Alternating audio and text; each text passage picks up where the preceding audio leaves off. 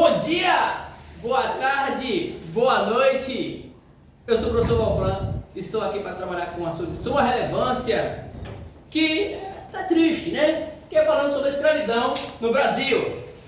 E os indígenas vamos dizer assim, vão ser dizimados por forças bélicas, doenças através do europeu. Mas antes de começar esse assunto sobre relevância, se inscreve, curte, comenta e compartilha. E ativa o sininho de notificação para não perder nada no canal. Ok? Vamos lá? Pessoal, então vamos lá. A escravidão no Brasil. A escravidão no Brasil, precisamente, foi colocada em pauta quando começou o plantio da cana-de-açúcar, trazida aqui, então, por Martim Afonso de Souza. E quem são os primeiros escravos do nosso país? Os primeiros escravos vão ser os originários, né? Também conhecidos como nativos, onde eles vão ser escravizados de forma arbitrária, não é isso? Onde os indígenas vão sofrer muitas barbáries, muitas pressões, tortura em relação ao europeu. Mas depois vai ser feita a mão de obra escrava africana. Mas por que não mantiveram a escravidão indígena, originária? Porque eles fizeram resistência. O africano não fez? Sim, fez. Eu vou chegar lá. A resistência nativa foi feita através de quê? De fuga. Os mesmos conhecem como ninguém o território brasileiro, assim mais que o europeu. E, além disso, vai ter os jesuítas vindo para cá em um contexto que está passando na Europa, como nós chamamos de reforma protestante, onde os europeus estão perdendo, né, fiéis, ou seja, o catolicismo está perdendo fiéis. E onde vai arrumar esses fiéis? Já sei, nas almas bondosas que são os indígenas, os originários. E tem como eles fazer o processo que eles vão fazer de aculturação, pessoal. Então, os jesuítas vão fazer um processo de aculturação em relação aos originários. Ou seja, é uma outra forma de resistência para a mão de obra não ser mais indígena. Ou seja, os jesuítas vão impedir que os originários sejam escravos, pois tem na força do indígena como se fosse a recuperação do fiel que ele perdeu lá na Europa. E eles vão fazer o quê? Os europeus vão fazer uma substituição da mão de obra indígena pela mão de obra africana. Que eles vão fazer o quê? O tráfico negreiro. Mas será que foi melhor continuar com o indígena ou trazer o africano? Por quê? Será só porque foi para fuga, porque eles conhecem o território brasileiro? Mas é óbvio que não, pessoal. Porque a escravidão africana era muito lucrativo para o europeu. Eles trocavam lá por aguardente, cachaça, né?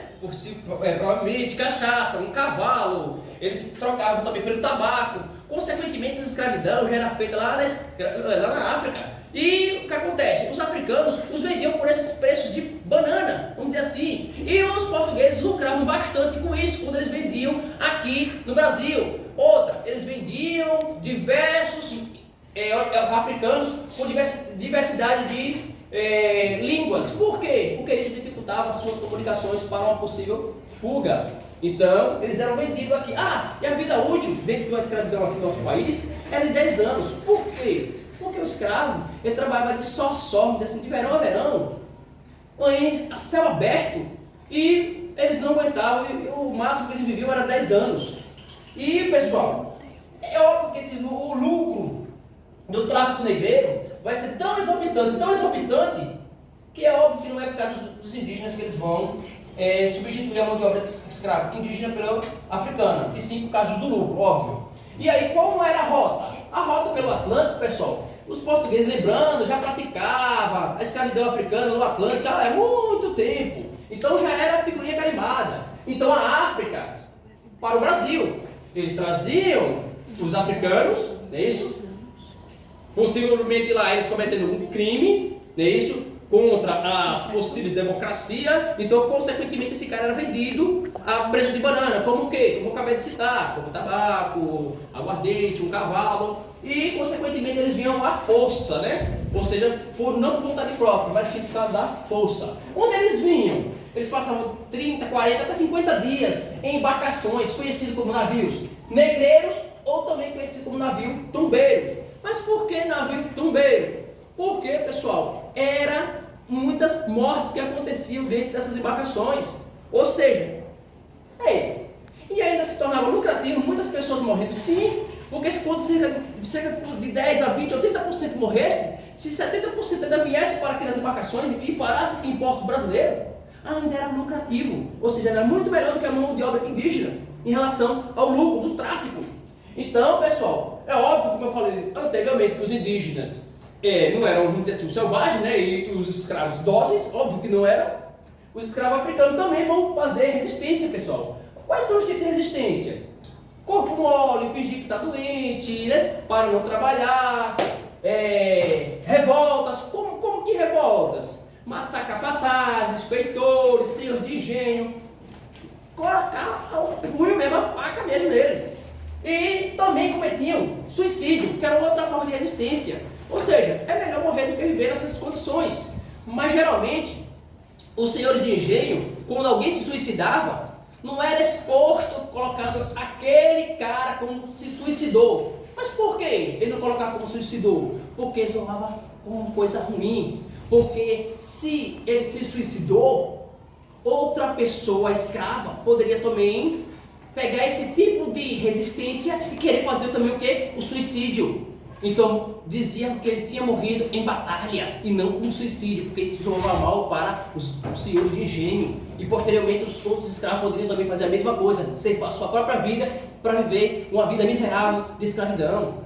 Um outro fator, pessoal, é as fugas, que eram os principais. A sua fuga era feita em quilombos, que eram lugares de resistência que poderia ser de forma individual ou coletiva. Ou seja, a de forma coletiva, esses quilombos, onde eram grupos de comunidades que juntavam, principalmente de Palmares, que ficavam na Serra da Barriga, hoje nós conhecemos como Alagoas, onde muitos saíam livre, trabalhavam de forma comunitária, onde tudo era de todo mundo. Inclusive vai sair daqui, em Palmares, o que nós conhecemos como Zumbi do Palmares.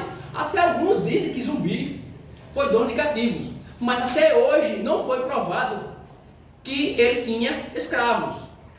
E os mucambos. O que seria um mucambo? O mucambo também seria como uma espécie de quilombo. Era uma espécie de esconderijo para se esconder dos senhores de engenhos, principalmente dos babaú, que nós chamamos de capatazes, e os feitores, que eram pessoas livres e que ganhavam uma merreca de salário para poder não ser escravo. E vai ficar para o próximo vídeo, pessoal. Eu vou falar sobre a sociedade e a cultura do povo brasileiro aqui na colônia e na economia açucareira. No mais, é só, ok?